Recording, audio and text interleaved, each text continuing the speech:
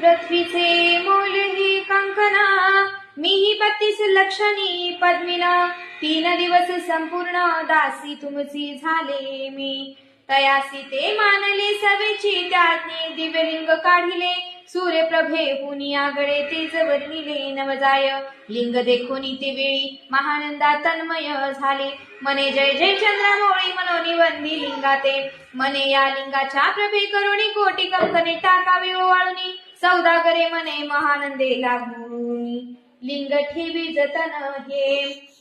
मने या लिंगापाशी माझा प्राण भंगले, की मेले गेले दग्ध होऊन.